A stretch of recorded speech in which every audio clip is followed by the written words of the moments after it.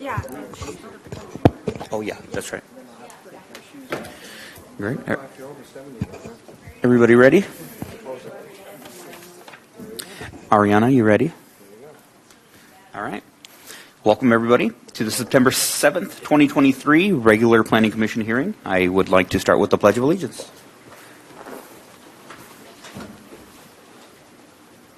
I pledge allegiance to the flag of the United States of America and to the republic for which it stands, one nation, under God, indivisible, with liberty and justice for all. Thank you, everybody. Ariana, report on posting the agenda and roll call, please. The agenda was posted on Thursday, August 31st at 4:20 p.m. Roll call. Commissioner Ellie. Here. Commissioner Fugazi. Here. Commissioner Leongard. Here. Commissioner Lewis. Here. Commissioner Ramirez. Absent. Vice Chair Kushner. Here. Chair Bondel. Here. Thank you very much. Are there any public comments for items not on the agenda today? There are no speakers. All right. Thank you. Moving on to consent agenda. Any discussion on last Planning Commission meeting minutes of August 3rd? No? I move the be approved as written. Second. All right. We have a motion and a second. Commissioner Ellie. Yes. Commissioner Fugazi. Yes. Commissioner Leongard. Yes. Commissioner Lewis. Yes. Commissioner Ramirez. Absent. Vice Chair Kushner. Yes. Chair Bondel. Yes. All right. Passes 6-1. On to public hearing 6.1. Melissa.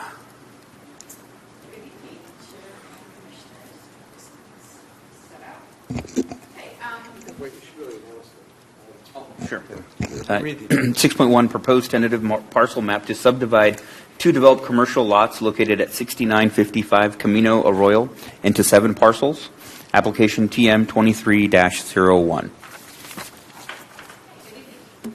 Two Gilroy Crossing is before you this evening, requesting tentative map approval to subdivide two lots within a developed commercial shopping center into 7 individual parcels.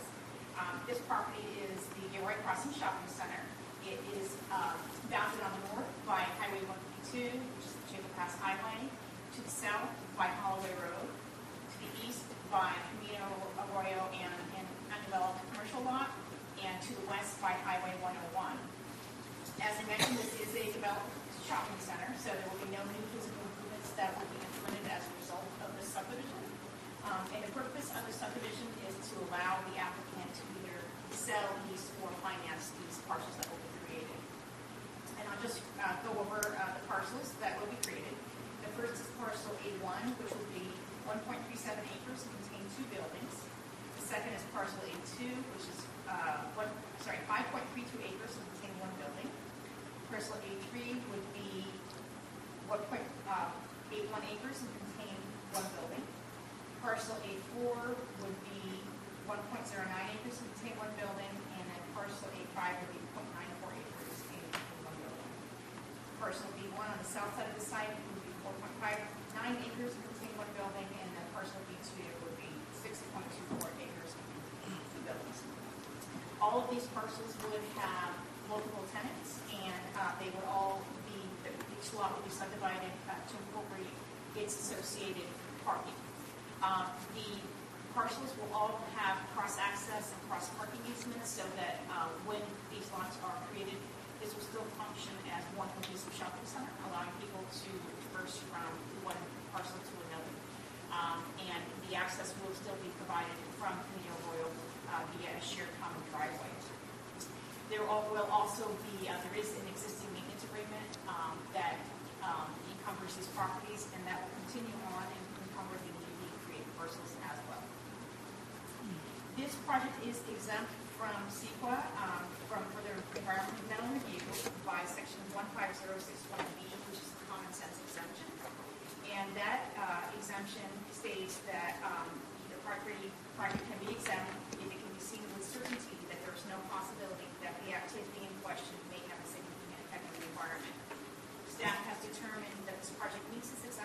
because the proposed subdivision will not result in new development. It is in conformance with the city's general plan and zoning. It does not seek exceptions or variances, and all services and access to the subdivision parcels are in place. At this time, staff has two recommendations. The first is that we recommend that Planning Commission recommends to the City Council, based on its independent analysis, that you determine that the proposed project is exempt from further environmental review by state civil guidelines sections 15061 and exemption. With the certainty that there is no possibility that the activity in question may have a significant effect on the environment. And two, that you adopt a resolution recommending that the City Council approve the proposed tenant map to subdivided property known as APN 841-17-045 and 841-17-036 into 7 separate parcels. And I can answer any questions you want. Great, thank you. Commissioners, any questions?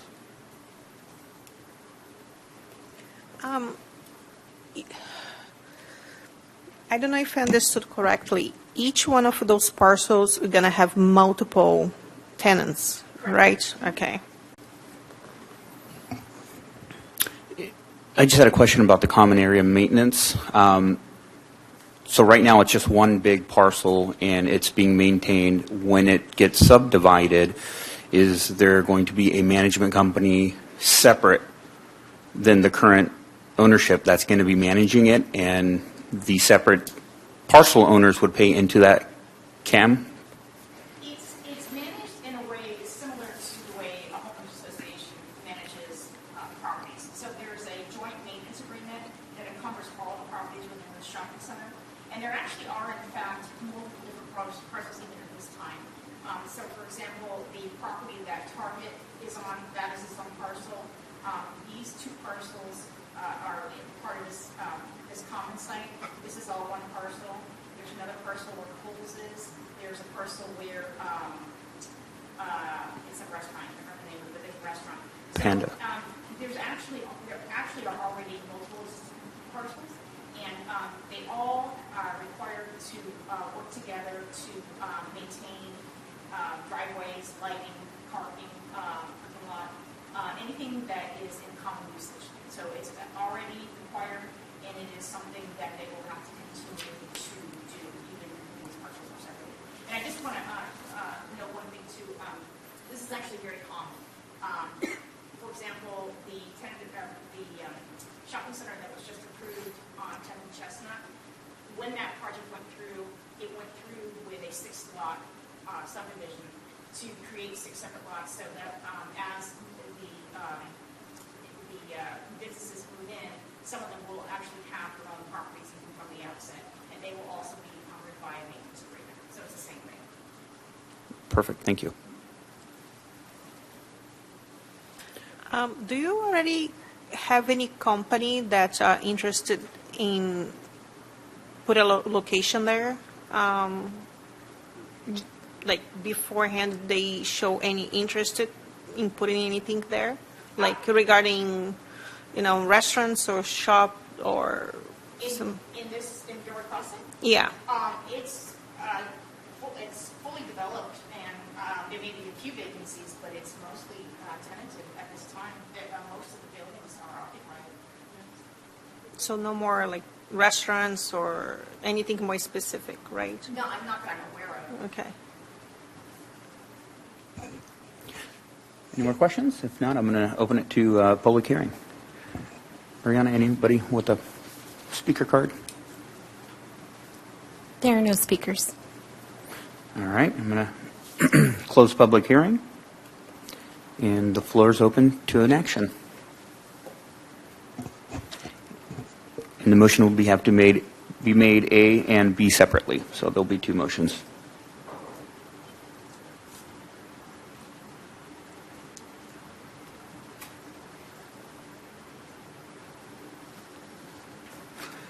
All right, well, I'll start with A, recommend to the City Council, based on its independent analysis, determine that the proposed project is exempt from further environmental review by the state CEQA guidelines, Section 15061B, the common sense exemption, because it can be seen with certainty that there is no possibility that the activity in question may have a significant effect on the environment.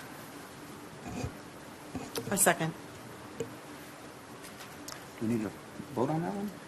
Yeah, We do? yeah, Okay. yes. All If right. there's any, if there's no, ask for discussion. If there's no discussion, then take a Great. vote. All right. Any discussion? No? Roll call, please. Commissioner Ellie, Yes. Commissioner Fugazi, Yes. Commissioner Leongard, Yes. Commissioner Lewis, Yes. Vice Chair Kushner, Yes. Chair Bondle.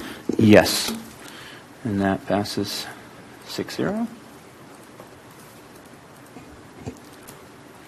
And I'll keep going on with B. We've got a B? You want me to do B? Sure. Okay, I move that we adopt the resolution recommending that the City Council approve the proposed tentative parcel map to subdivide the property known as APN 841-17-045 and 841-17-036 into 7 separate parcels. I will second. I'll second. Commissioners, any discussion? No? All right, roll call vote, please. Can I get clarification? Which commissioner second? I seconded. You didn't hear me. I heard 2 seconds. No. Commissioner Ellie, Yes. Commissioner Fugazi, Yes. Commissioner Leongard, Yes. Commissioner Lewis, Yes. Vice Chair Kushner, Yes. Chair Bondle. Yes. All right, that passes 6-0 as well.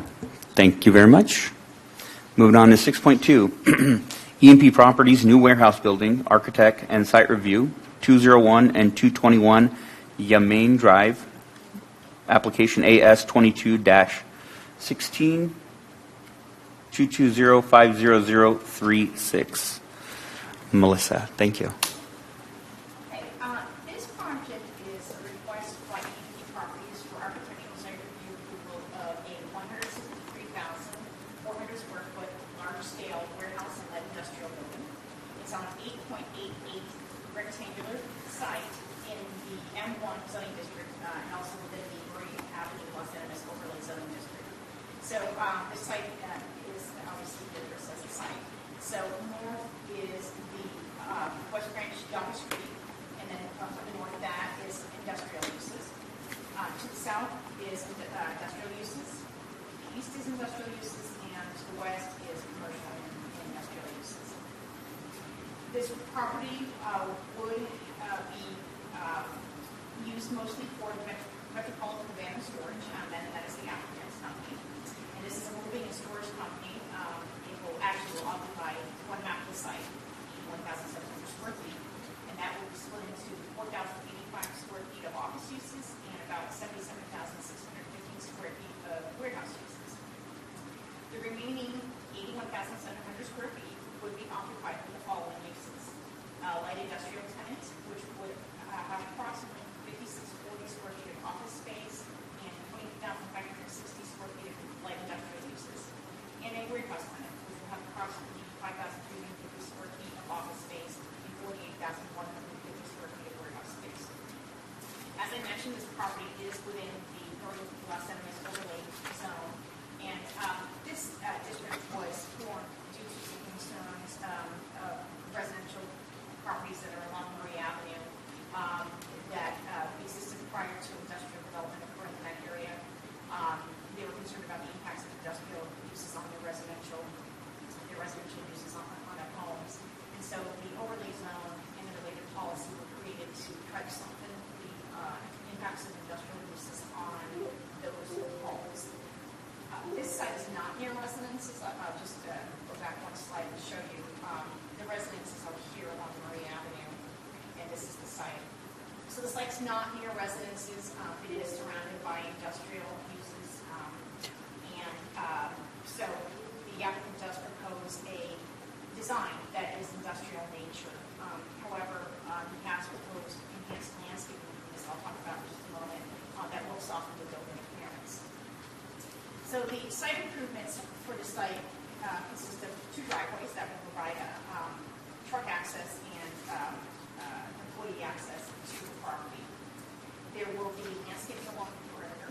That consists of 41 feet of landscaping on the frontage, and that's about 20 feet deeper than is required by code. The applicant also proposes to provide a large landscaping buffer at the rear of the property that ranges in depth from 18 feet to 77 feet, only 5 feet is required. Along the eastern edge of the property, the applicant proposes an 8-foot landscape area and only 5 feet is required. And then along the west side of the property, the applicant proposes to place tree wells that will allow large shade trees to shade the parking areas on the site. The applicant proposes over 100 trees on the site, 50 of which will be located along the front property boundary. The applicant also proposes parking for 140 passenger vehicles for employees. 37 truck parking stalls are proposed at the rear of the property, and there will be 10 short-term bicycle stalls and 7 long-term bicycle stalls. The architectural design consists of a cast-tilted concrete panel building with parapets. The building colors will be gray tone with dark gray and white trim. The front facade of the building will have anodized aluminum storefront entryways. Here, one front here and here. And there will be wall pack lighting proposed around the building for safety and security. This site is, we have analyzed the site, and there's a lengthy secret document that was included in your packet. We have determined that it is exempt from further environmental review because it is consistent with the development density established by the general plan. It is within the scope of the general plan and general plan EIR. No further secret documentation is required for both section 15168 and 15183 separately and independently. Further environmental analysis of the proposed project is not required because no particular impacts have been identified as a result of the proposed project or its site.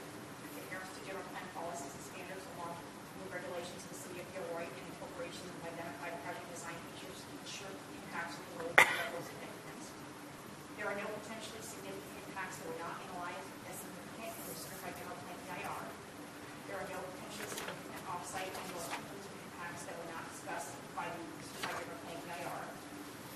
No substantial changes are proposed in the project which will require major revisions of the certified general plan EIR due to the involvement of new significant environmental effects or a substantial increase in the severity of previously identified significant effects.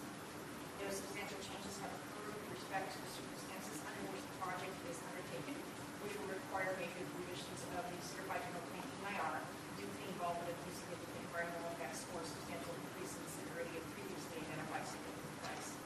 And there is no information of substantial importance which was not known and could not have been known in the exercise of reasonable diligence at the time the certified general plan EIR was certified as complete. We did receive one comment letter concerning multimodal transportation on the site, and that is the only comment letter we have received. So at this time, we have analyzed the project and we recommend that the Planning Commission, based on your independent analysis, determine this project is exempt from further environmental review pursuant to state secret guidelines section 15168, projects within the scope of the program EIR, and 15183, projects consistent with the Bay Community Planner zoning, and B, adopt a resolution approving the proposed architectural site review for the application AS 22-16. I can answer any questions you have, and I also have your architectural consultant, First Point Solutions, represented by Allison Mondoni, and our travel consultant, Gisela Delria, we have represents Hexagon Application, as well as the applicant. Great. Thank you, Melissa. Commissioners, questions? Mr. Fugazi. I got a number of them, so I don't know if you want me to fire them all off at you at once or go one by one. No, we'll start one by one, please. Okay.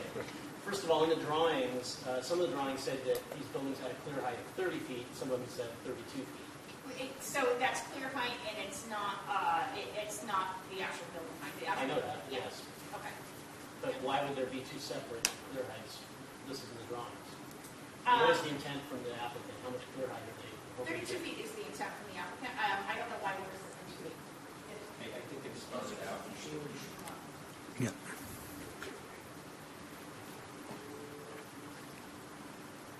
I'm Dennis Paul, again, I'm president of BNP. We started out making it 30 feet because I think we worked through a variant of how tall the whole building would be, but I think we found out that 32 would work with, the overall height of the building. So it says here that it would be a hardship for you if it was below the 32 feet of clear height that you're hoping to get? We're hoping for 32 feet just because it's, the higher you can stack, the more cube you No, can I'm asking use. you And kind of a direct question. So it would be a hardship if it was less than 32 feet? it wouldn't be a hardship. I mean, we would rather have it 32 feet if we could.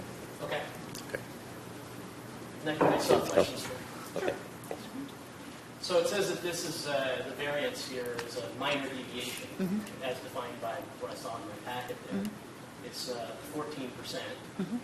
Is that pretty much standard with Gilroy in terms of how much of a variance we give on a fence or we give anything else? 25% is the limitation for minor deviation. Okay. Okay. Is there any other building in this particular industrial park that has had such a variance? Not here, but there is a property on South Monterey Road, Bolsa Road, the PFG Performance Food Group warehouse. That's a distribution facility. And that warehouse has exactly this minor deviation, 40 feet instead of 35 feet. Would it not be possible to hit the 30 or 32 feet if you had less mechanical on the roof? Because I see you probably have sight lines that you're trying to get. It's why you have these high parapets in the front. Yes, from a planning perspective, we want the high parapets to hide any mechanical equipment. It may be possible for the applicant to reduce the height. We did talk to him about that. It's just that it's not ideal for an industrial building, and this is something that's going to be here obviously for decades.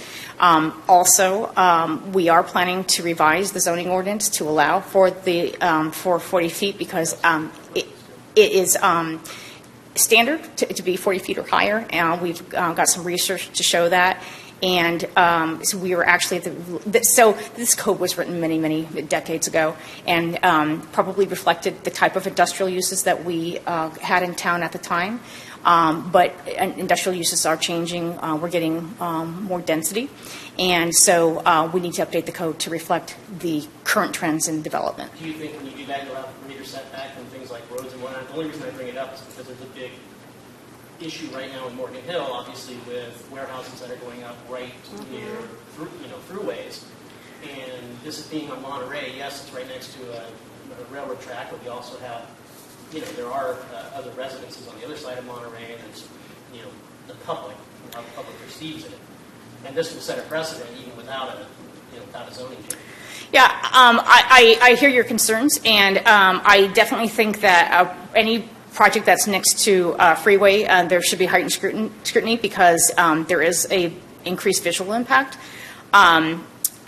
We don't have this zone next to any freeway, but we do have the M2 zoning district, which actually allows for a higher height.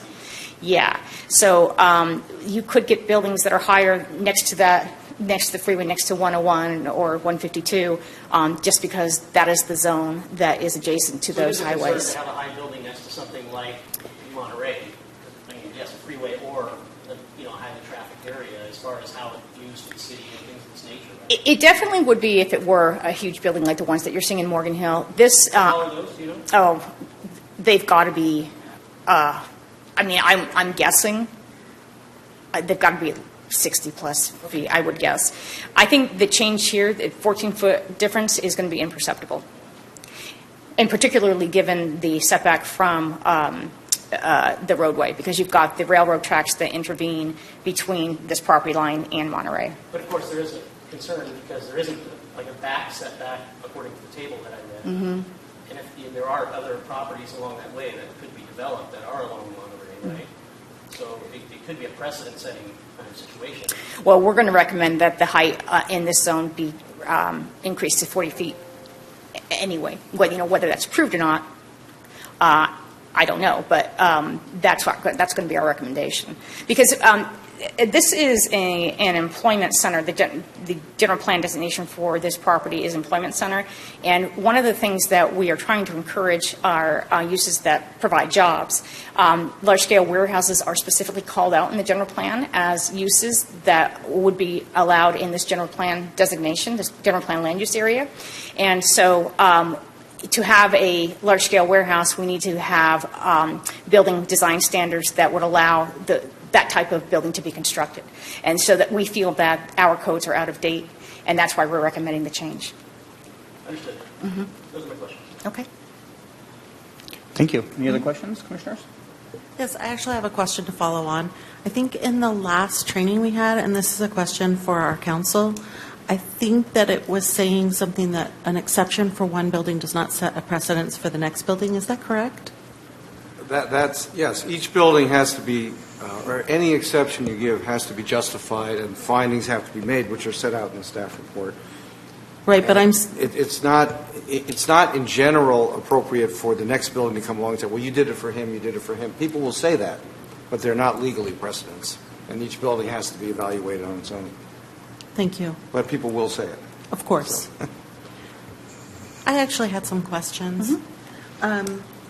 So when I was looking at the documentation, it said that there was expected of 21 trips on the 101 during peak time, and then also, too, that it planned to hire local.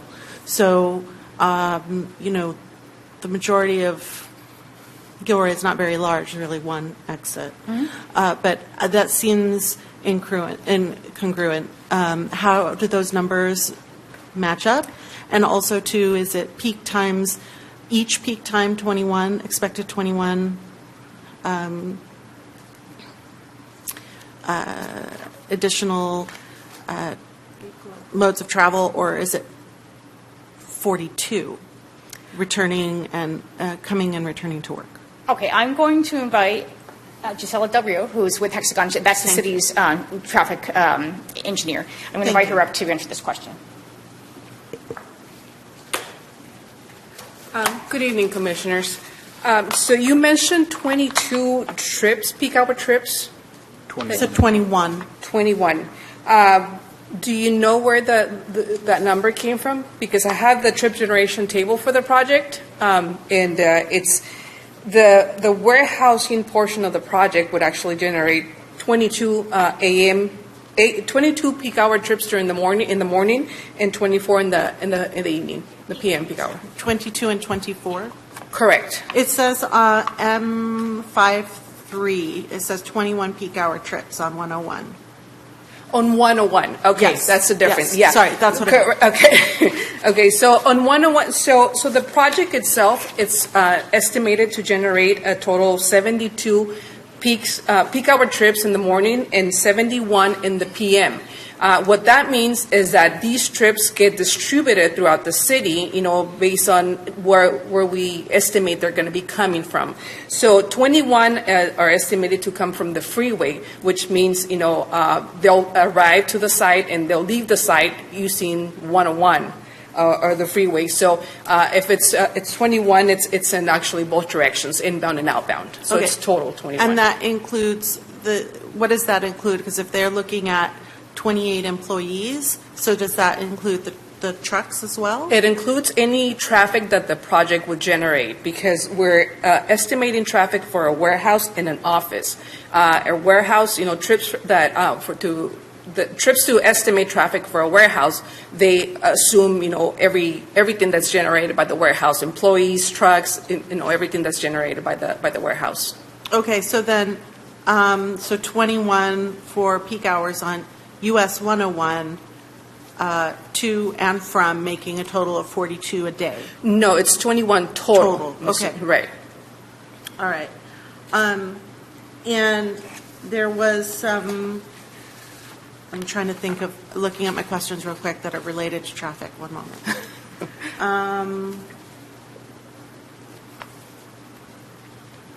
So part of this project has an unknown tenant, and would that unknown tenant be held to the same hours of operation and traffic flow as this application?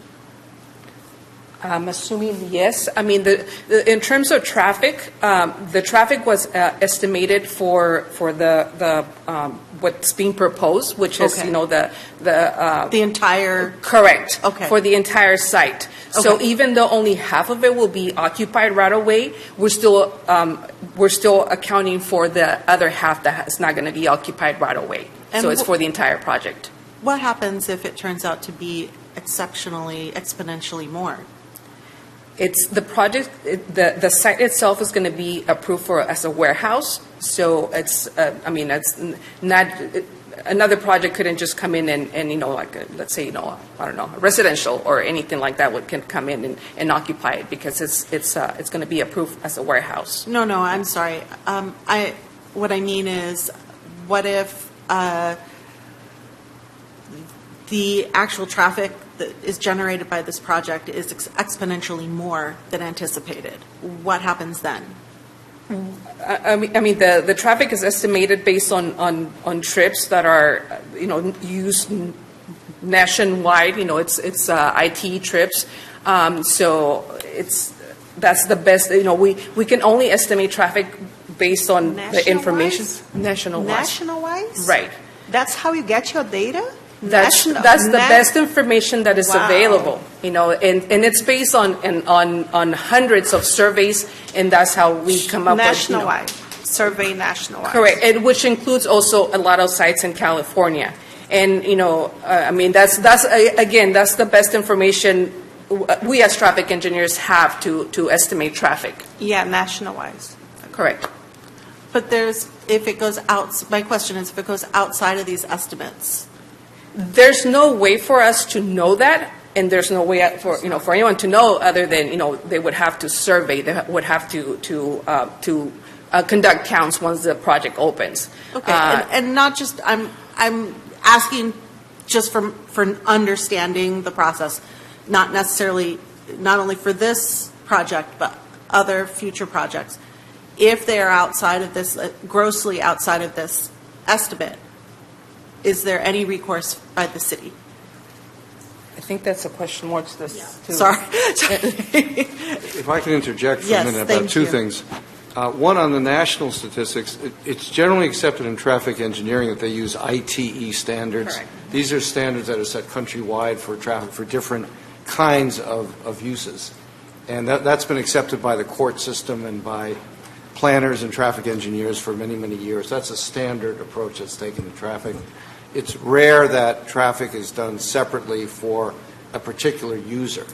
Occasionally, when known users have different traffic patterns or something, that is done, but it's not the norm. So I think that using the national statistics, as you call it, is the normal way of doing this. So on the second, the zoning allows certain various categories of uses. And the categories of uses in the zoning tend to produce certain levels of traffic. So Melissa can speak to that, but I don't think it's a realistic possibility to get exponentially worse traffic. Okay. Can I ask you a Given question? the zoning that any new use would have to... My question is, if it is, does the city have recourse? Yes, no? No. Okay, thank you. Yeah. That's fine. The answer is that normally the city does not go out and recount traffic after entitlements have been given. However, there are categories of uses in the zones that require, for example, conditional use permits. And so if someone needs a permit because their use is a different use that's allowed in the zone but might not be a normal M1 use, then as part of that permit analysis, their expected traffic would be analyzed. Mm-hmm. Okay. And then, so it talked about hours of operation and it listed those hours. Would future tenants also be held to those hours? Yes? No? Yes, future tenants are going to be held to this approval. Okay. What you're approving, if you approve this tonight, is specific uses, because we asked Hexagon to review the traffic impacts of this project based on those specific uses. So we are going to hold this project to those uses. Awesome. And then when we're looking at trucks coming in and out, they would come in and out only during those hours. If it's a warehouse and not a distribution center. It is not a distribution facility. Yeah. I made sure of that. Okay. And distribution facilities, by the way, would require a conditional use permit in this zone. Oh, okay. Yes. Would manufacturing? No, manufacturing would not. So conceivably, half of this could be used in manufacturing and have 300 employees there, right? Actually, what we limited them to, so half of it is for this moving and storage business. You could have a light industrial tenant. In manufacturing could be considered a light industrial. So that would be 56 40 square feet of office space and 22,560 square feet of light industrial uses, and the rest would have to be a warehouse tenant. But they would still be held by the same hours of operation. Yes. How many employees are expected in a warehouse like this? I don't know. Because that's where you get the traffic study from as well, right? Our estimates is based on vehicles, on vehicle trips, not on employees. So, Okay. I mean, But the number I'm hearing is 28. 28 for half of it? 28 for half of it, correct? 28 is for the applicants? So this giant building that is in an employment zone that we're going to give a variance to is for 28 employees? I think 28, yeah, please. To be disrespectful. We estimated that the moving and storage portion would generate approximately 28 employees, and then we estimated a similar number for the remaining piece. So there would be 56, anywhere from 50 to 60 is pretty much a reasonable range. So with those numbers, we're looking at a total of 50 to 60 employees. I'm just going to make an assumption that most of them will drive, and I don't know. I'm making that assumption. I don't have data. So that says there's only going to be 10 trucks delivering per day? You know the answer to that. Yeah, so, again, half of the site is set aside for this moving and storage facility, and they know how they operate. They have an existing operation. Of course. So they're moving that down here. Most of the truck traffic to the site is going to be for that use. You might get some small amount of traffic for the light industrial use and the warehousing use, but most of it's going to be, most of it's known because it's known for this existing, the owner who is going to occupy half the site. Right. Yeah. But the numbers that we got from just now, the 71 and the 72, that was for the entire project. It is for the entire project. And then I had a question. I loved the information about solar. There was a lot of information in there about sustainability. What about the trucks coming in, idling of trucks and things like that? Well, I mean, that's all considered in the environmental analysis. That was all considered in making the determination that this project is within the documentation that was prepared for the general plan EIR. So that was already considered for the general plan EIR, and this project is consistent with that EIR document and those densities of development. Okay. And then I have a couple more, but if someone else has a question, I don't want to dominate. Okay. And then, so I did read the information from the Gilroy Bicycle Coalition, and I agreed that they had some good points, specifically about the the day bike lockups, not the lockers, but that they should be U-shaped and not the wave-shaped, things like that. Forest is a bike path, designated bike path, and when we have considered in that area before, we also have talked about, even though the housing is like one block over, we wanted to make sure that we weren't having like a lot of truck activity over by residential, and being that it's a bike path, there may be people riding their bikes. I didn't really see anything, but it would be nice to have some sort of incentive for employees to take public transportation, because it anticipates that it will hire locally, but then also talks about 101 traffic. So those things are mutually exclusive, right? So if they're encouraging local hiring right by a bike path, that would be a great opportunity. Okay. I can speak a little bit to these issues. One issue that was raised related to Transportation Demand Management Program, the TDM program. We don't currently have an adopted program, but we are applying for grants, and it is in our work plan for our 2-year budget. So we do anticipate starting to prepare this program within the next 2 years.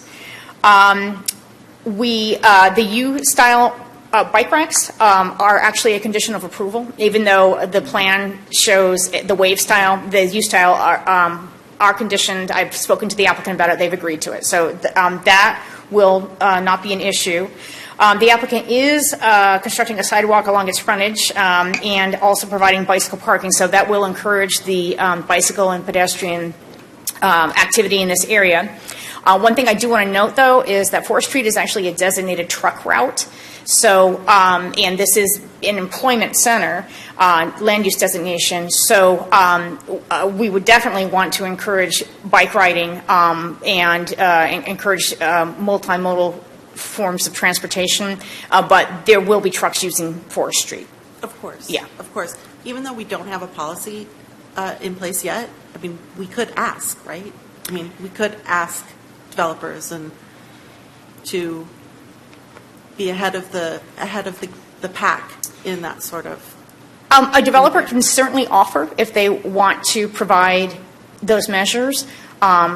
Staff does have to have a nexus between what we're asking for and conditioning a project on to do and the project itself.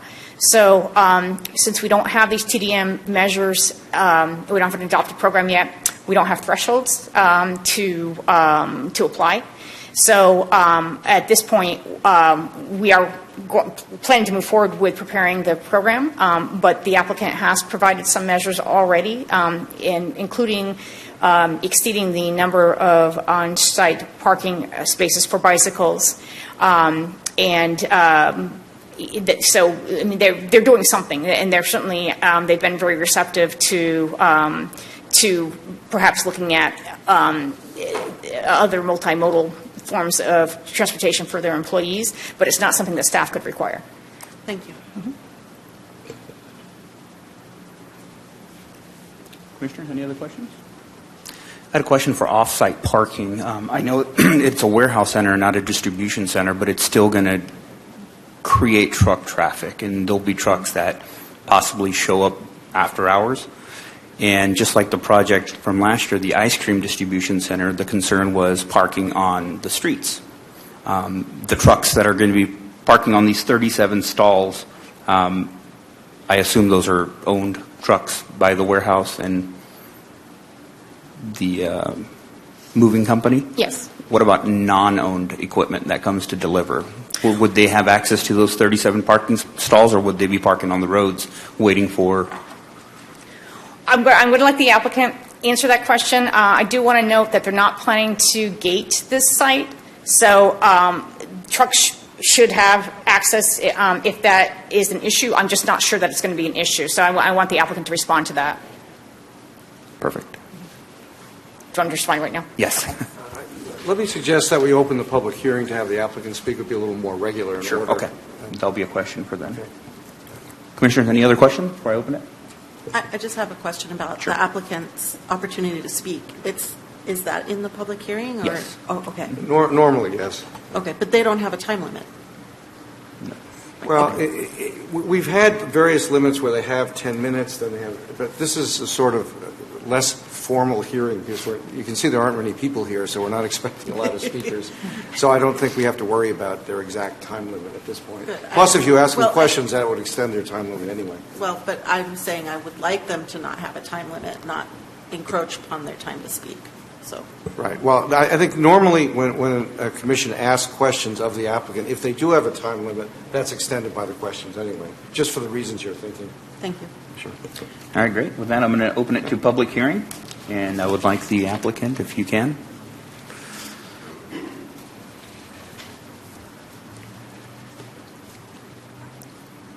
So again, we're a moving and storage company, so we don't have trucks coming in and idling or coming in and, we have trucks coming in during the day that would unload storage. We do a lot of military work, and there's still a lot of activity in Monterey. So when families move into the area and they don't have a residence, their goods will go into storage for 30 days or 60 days until they find a residence. And that's the type of storage that we would be bringing in. And those trucks come in, 7, 8 in the morning and back up to the dock. And We unload them. It's 1 or 2 a day, you know, a couple days a week maybe.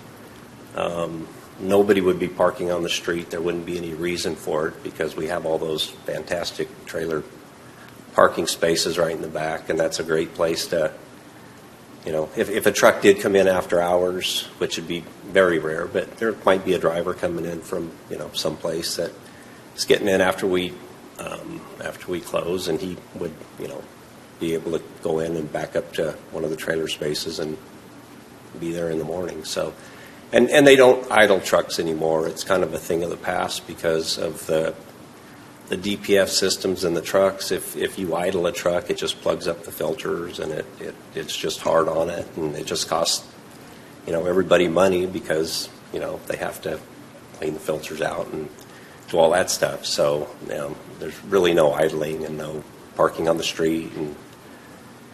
And our trucks, you know, they come in, they'll maybe 3 or 4 trucks will go out in the morning and they spend the day out moving whoever or, you know, doing a delivery, and then they come back in the evening, and, you know, that's pretty much their day. They go out, come back, and so there's not a lot of in and out, you know. And our employees, most of them live in San Jose. We're in Mountain View currently. We've got a 14,000-foot facility in Mountain View, which limits us, you know, to a lot. So this having a bigger facility will, you know, we'll be able to take in a lot more storage and do that stuff. But I think right now they commute together. I think there's groups of 3 or 4 that commute together every day. I guess the bulk of them are in San Jose. There's one in Redwood City and one in East Palo Alto, I think, and they're kind of the furthest away. And there's a lot of interest in them moving down here. They've been down here. They've looked at the city. They like it. You know, it'd be a great place to live. I drove through, and, you know, I think they would much rather live in Gilroy than in San Jose or up in that area. Anyway, that's kind of what we do. And, you know, the other tenants, we're going to have complete control on who moves in. You know, so I own both the moving company and E&P Properties, so I'm the sole owner of both. Anyway, is there any other questions? Or Thank you for educating us, especially on the idling. Mr. Verpazzi? Question on the design and on the landscape design. I still have this issue with Monterey and having even bigger, you know, warehouses. I get that we're going to 40 foot and everything. Is there a reason why we didn't soften up that side of the property when you did so much work in all the other sides of the property? I mean, as far as trees and things to break it up a little. Is there a reason in your design?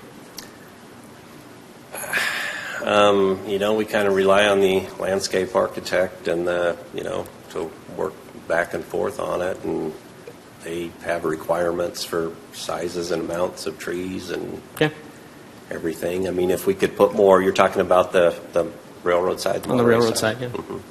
How many trees do we have there currently? You have, I think it's 5. 5. They're up against the building. Those are the ones up against the building. But if you look at the rest of the property, you'll see you have along the front, along the other property side, along the back, there's lots and lots of trees, but along the side that faces the street, there's There will be trees in here. Nothing here. Nothing. Yeah. on the street side. That I don't know that there's really any areas to plant in here, is there?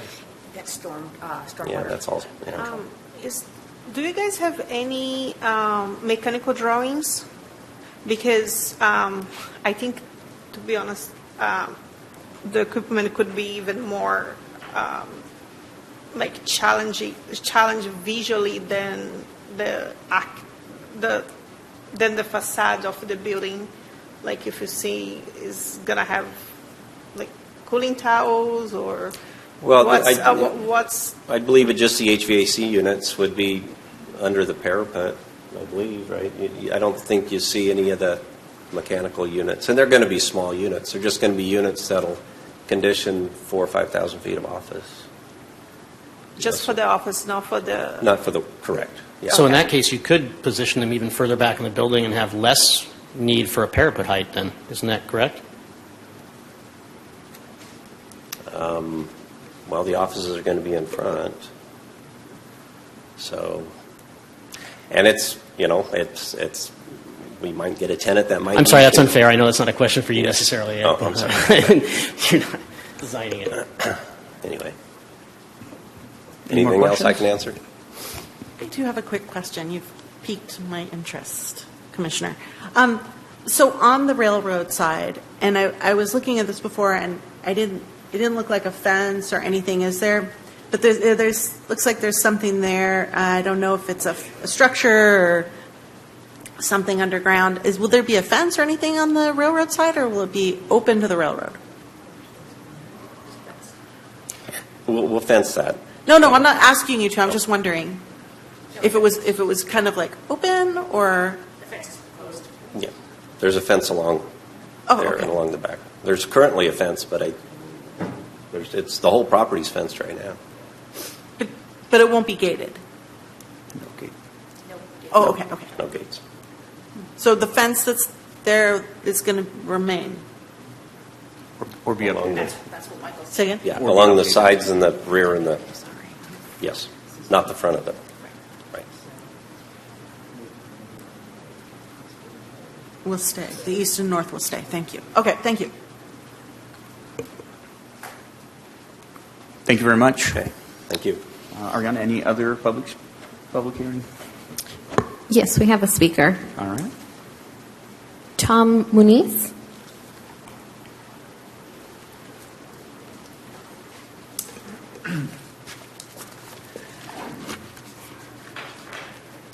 Good evening, Commissioners. My name is Tom Muniz, a long-term resident here of Gilroy. I do reside in the neighborhood next to this area, so I do have good first-hand knowledge of the area very well, and what's sort of evolved in that area. And so I do come with some concerns, some suggestions, and feedback, input that hopefully you'll take under consideration. First off, I'd like to acknowledge the process taking place. The neighborhood there years ago got together and worked with the city, past administrations, and pushed for this Mary Los Animas overlay combined district design process. So that was part of our efforts there, and I really appreciate that this is happening as I see it. We did get the notices, and it's great. We get the opportunity to provide and input, look at the project, etc. So today, definitely want to acknowledge the analysis taking place by staff and consultants. First Carbon Solutions, pretty exhaustive report there. Hexagon and their traffic engineering. So today I'd like to just request some confirmation, some answers, commitments, hopefully, and potential thoughts about this project. I'd like to offer, again, feedback, input for this from my perspective. I'm not necessarily representing the community there, though I could attest that we share similar thoughts because we live there, so we see the impacts, whether it's from traffic, the visual impacts, the noise, the pollution, etc. So I hopefully seek some potential conditioning of the project and anything that the city can consider in terms of any policy changes going forward related to this. Not to this project, but in general, that area and the impacts that are occurring there. The project in general, I like what I see there. There's a lot of good sustainability efforts taking place with landscape, buffering, the bioswales, 100 trees I've read in the report are being planted. That's awesome. One other point, background. I was part of the Bicycle Pedestrian Commission at the time. It became a committee. I pushed for that back then, maybe 15 years ago. So I was part of the discussions when we had bicycle and... I'd like to cut you short, but you did run out of time. Can I can I have a few minutes? I got 5 questions, please. The commission can decide to extend the time. I think the chairman can do it unilaterally in this case. Sure, go ahead. Another 3 minutes. Okay, so, thank you. Clock's right there, too. Oh, Yeah. all right, there it is. Go.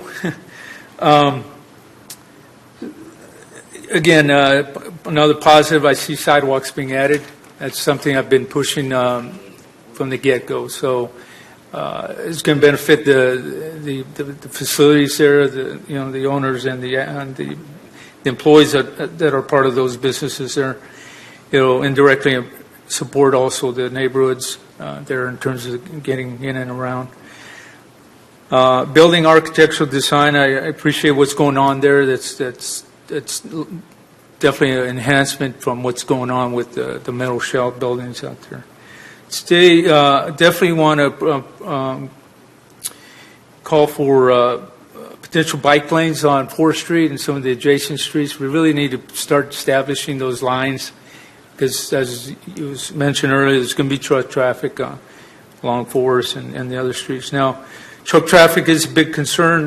We were instrumental before to establish restrictions on Murray Avenue because of the neighborhood there. So we with the support of the city administration back then, established no truck traffic on Murray Avenue. So that's a good fact to know. So we're expecting truck traffic to follow 4th Street for this project, at least the neighborhoods.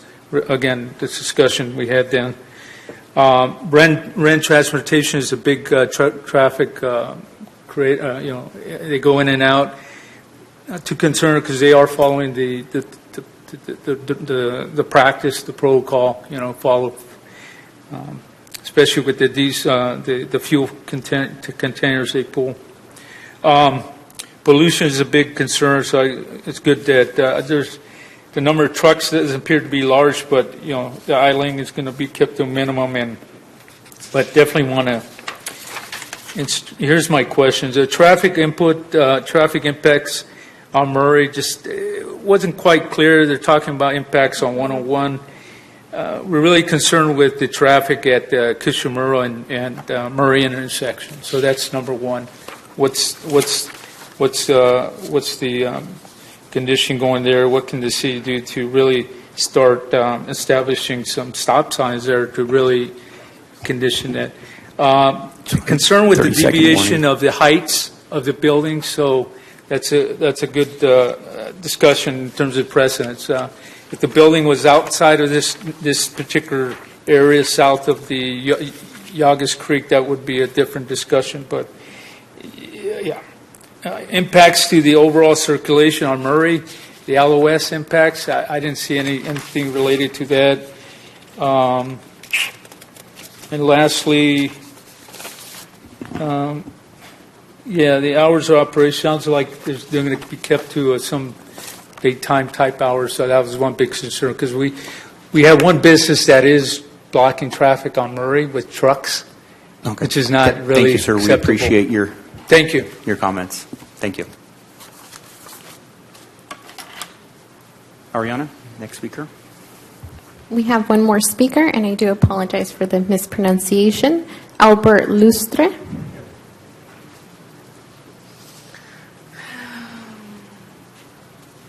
Good evening, Commissioners. Yeah, but I just want to remind you have 3 minutes. Absolutely. It's going to be like 1 minute. Good evening, Commissioner. My name is Albert Lustre. I'm a local resident of Gilroy for 35 years. I live in the Murray area, Madison Court, in Gilroy, Semnos location with the development is going to happen.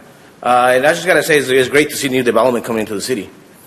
But it will also be great to have a local hire as far as who's doing the construction, promoting apprenticeship, local hire, and healthcare for the employees that are going to build the facility. And like I said, it's a great project. It looks great. We need new development in Gilroy. And we need to support our local hire, development, apprenticeship, and a livable wage. Thank you for your time. Thank you. Any more speakers? There are no further speakers. All right, I'm going to close public hearing. Commissioners, any discussion?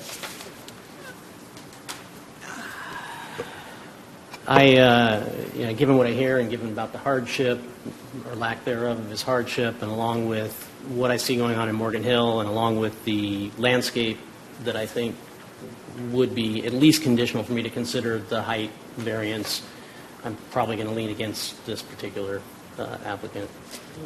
Just giving that out there, so as we're putting together any kind of a motion or something, I might be in favor of it if there was more landscape facing the Monterey side, or if there was other things with the, what is it, UNFI building that's over there, that if you look at them over by where Kohl's is, even their mechanical is covered, but it's above the parapet level. Mhm. I don't know if you know what building I'm talking about. I know what building you're talking about. Yeah, so I think if there is some way that it's put together so that we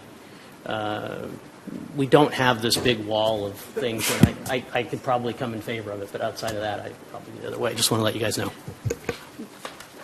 Do you guys have a general contractor selected already for this project? No. It's going to go out for bid, or? Yeah.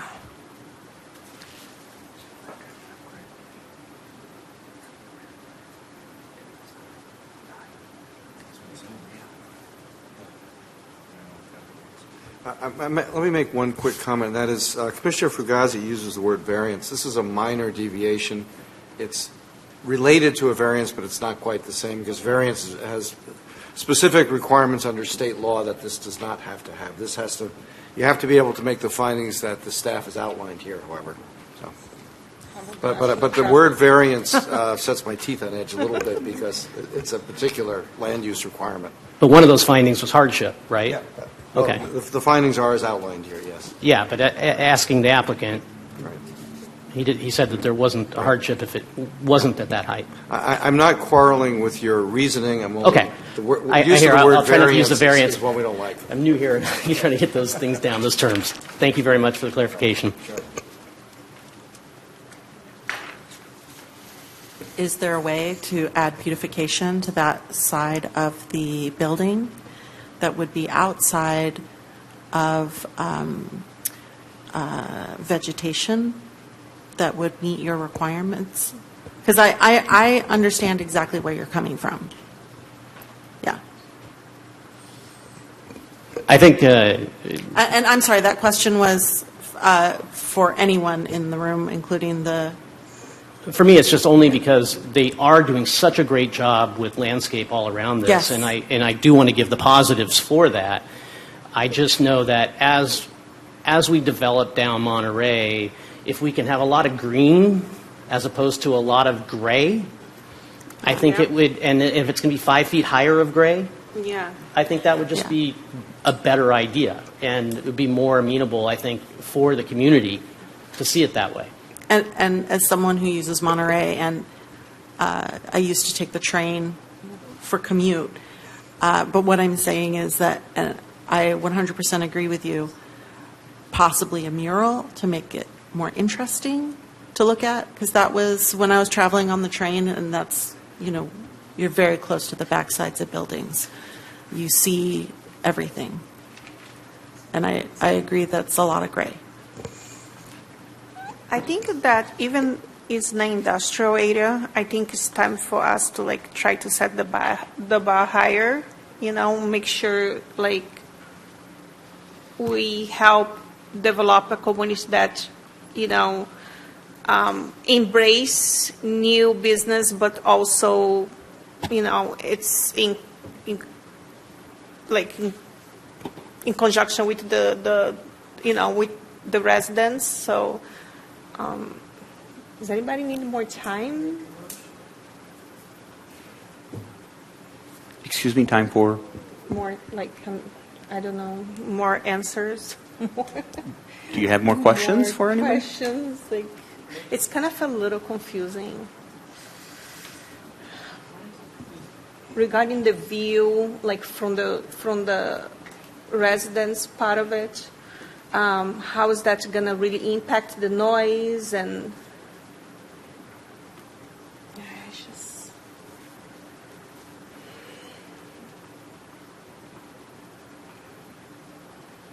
If there's some sort of specific landscaping or beautification that is in someone's mind, you could make a motion to approve the project conditioned on adding certain things.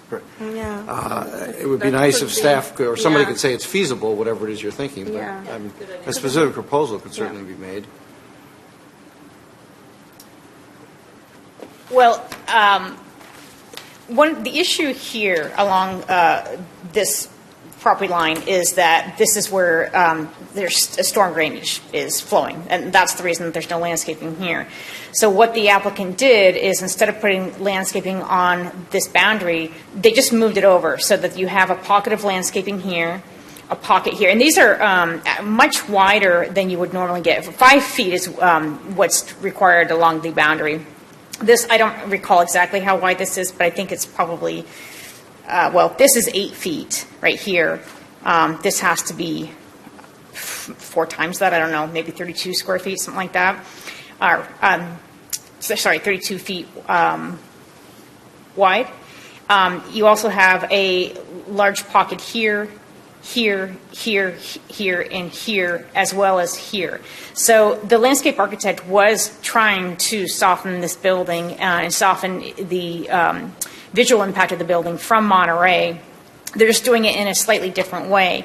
Instead of having a 5-foot wide landscape planter, which, honestly really isn't wide enough to support much of a tree. I mean, if for a 5-foot landscape planter, you're probably going to get a crepe myrtle or something like that. What they did is they moved the landscaping over to an area where it would be directly adjacent to the building, and also where it would provide shade for the cars that are parked along the building. So you are going to get softening of the building along Monterey. It's just not in the traditional way that you think of, because it's not going to be on the property boundary. So do you have an elevation that shows the grown-in greenscape? That is not something they provided, no. Okay, that's unfortunate. Where I'm coming from is I don't want to see the building from Monterey. It's not about softening the corners of the building. And there are communities that I've been to that have large industrial areas, even up in San Jose, where the greenscape is immense to hide, the industrial buildings. And so maybe in the planning of this building, instead of making the building an extra 10 feet wider than it was, is to give that extra buffer so that they could have larger greenscape across that area. They unfortunately did not, and this is where we're at. I understand.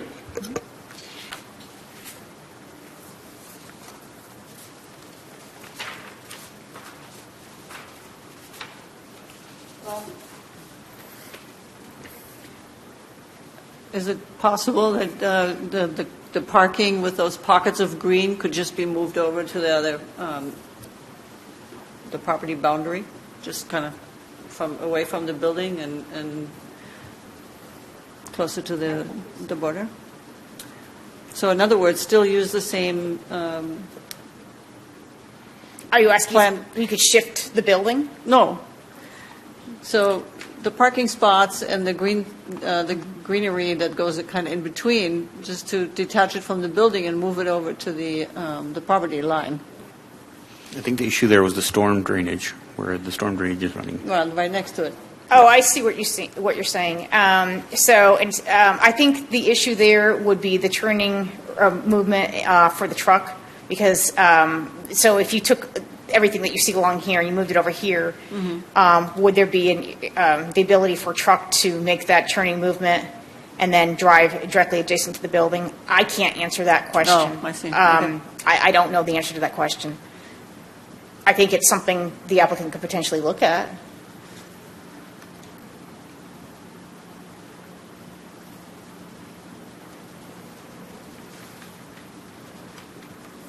So, yeah, so you see what I'm trying to do? Because it wouldn't take away any space from the building. It's just a shifting of where the parking ends up. Yeah, I see what you're saying. Commissioner Fugazi, did you have any I'm saying recommendation for? I mean, you may want to just take a pulse here anyway, because I might be an outlier anyway, and it'd be moot. So, it's in the interest of time and whatnot, or get kind of the feeling from the rest of the commissioners. That would be my suggestion to move things along. And if not, if more people are kind of in line or whatever, then yeah, we can make a motion with some sort of changes to the landscape plan. And your two concerns were the height from 30 to 32? Yeah, the thing is that, as I said, I think, in listening to everybody here, which is what we're here to do, and listening to what the city wants to move towards and everything, and I think it is, and I think also listening here to saying, setting the bar at a certain point at doing some of these things where we have large amounts of traffic, if we were able to have a green belt that covers that up, then I'd go, okay, that deviation, that minor deviation might be, I just go, okay, that's fine. Yeah.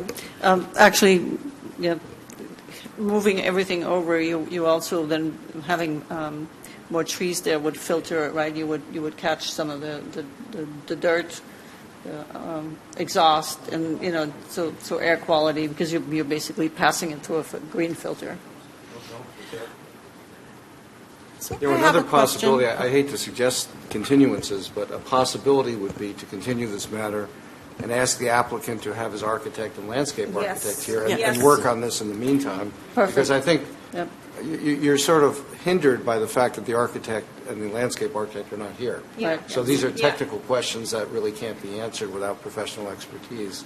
So that's another possibility of something you might do. So I have a suggestion, and this would be great if we had the architect here.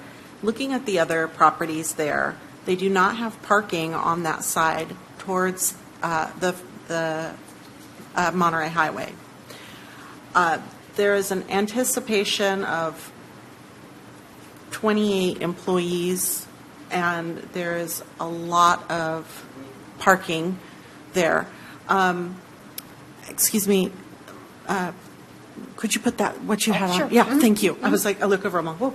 So this is a lot of parking. I understand that, if it's whatever tenant's going to be in that other location, I mean, there's a lot of parking. Is it possible to eliminate the parking on the Monterey Road side, the west side of the building, keep the turn the way it is, but have it, assuming they can get around that turn, to have them come in closer towards the building and then back out again, and then that would allow some space on the side of Monterey to put in some greenery beautification? The only way to reduce the parking would be to change the tenant mix, because this project meets the minimum parking standards for the particular tenant mix that's proposed. And what they would have to reduce would be the light industrial. Okay. Can I ask a question on that? There's 56 employees, needs 140 spaces? So 56 employees is what has been assumed for the environmental purposes, based on what the applicant's business is, and just assumptions that were made for the types of uses that are going in here. But the city has parking standards in our zoning ordinance based on this particular tenant mix. So it's based on large warehousing, offices, and light industrial, which generally would be manufacturing. But we'd get a 25% minor Yes. deviation on that too, right? Yes. You could. That's a possibility. And what is the minimum requirements for 56 estimated employees? It's not based on the number of employees. It's based on the square footage of building for each different type of use. Okay, and so the minimum requirements would be 140 parking stalls. 140. I like Andy's idea. I agree. I was going to say I would like to make a motion to, gosh, I just lost my train of thought. Thank you. Continue this to the next scheduled meeting. And bring the landscaper, the I second. architect. All right, there's a motion and a second to continue it to the next meeting. Roll call vote, please.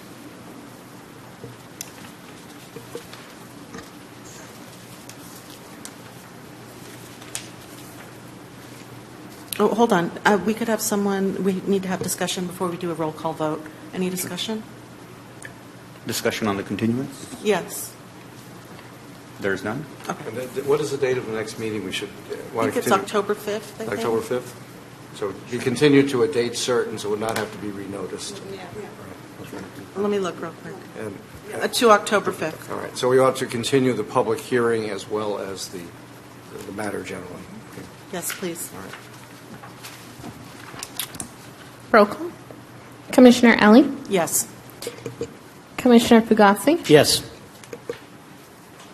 Commissioner Leongard? Yes. Commissioner Lewis? Yes. Vice Chair Kushner? Yes. Chair Bondel? Yes. All right, that passes 6-0. Move to October 5th. Quick question for the applicant. Did we give enough guidance on what to discuss with the landscape architect so that at the next meeting that he can already potentially have some options to consider? Thank you. Thank you. Moving on to 7, new business. There is no items. Item 8, informational items. Planning Division staff approvals. Sharon, anything?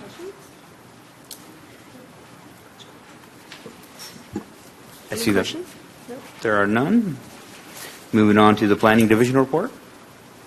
I know you've been hearing me to say this at every meeting, but just another reminder to complete the AB 1234 ethics training.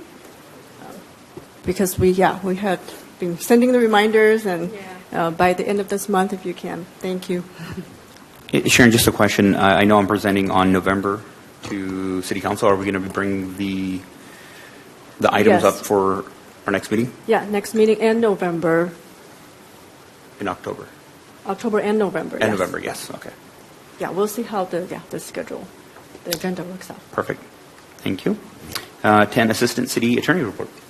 Okay, we actually get the city attorney report. Yeah, oh, sorry. Oh, you did this. The only thing I wanted to mention is that we will be doing training for the council at the September 18th meeting on new housing laws and also on some aspects of public contracting. So you may find that interesting. September 18th. Thank you, Andy. And thank you, Commissioners. I'm going to adjourn the meeting to October 5th at 6 p.m. Thank you. Thank you.